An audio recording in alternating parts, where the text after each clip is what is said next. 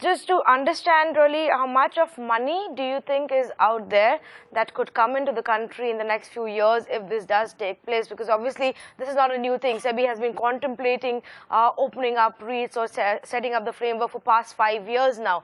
Can you give us a sense of the kind of money that real estate could really get in if this happens?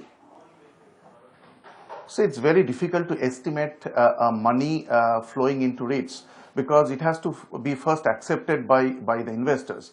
So as I was mentioning, as it was mentioned earlier, the size of office space, because REITs will be in revenue generating completed assets. So the opportunity should be in office spaces, the modern office spaces, in warehousing, in retail malls, so on and so forth.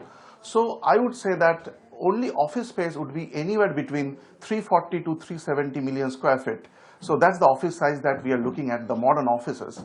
The estimates can be 10% plus and minus. So that's the quantum that we have right now in front of us. In terms of flow of funds, it's very difficult at this moment to estimate how much flow of funds will come into the REITs market. Because there are two things. There are certain restrictions to start with by the SEBI, imposed by the SEBI.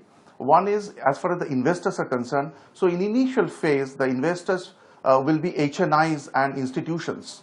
So that's one part. And the second part is, the developers, we will expect big REITs player with 1,000 crores of asset valuation to start with. So established developers, investors who are HNI will be the major players to start with. Absolutely. Because the REITs market has to develop in India. It's not as established as global markets we see.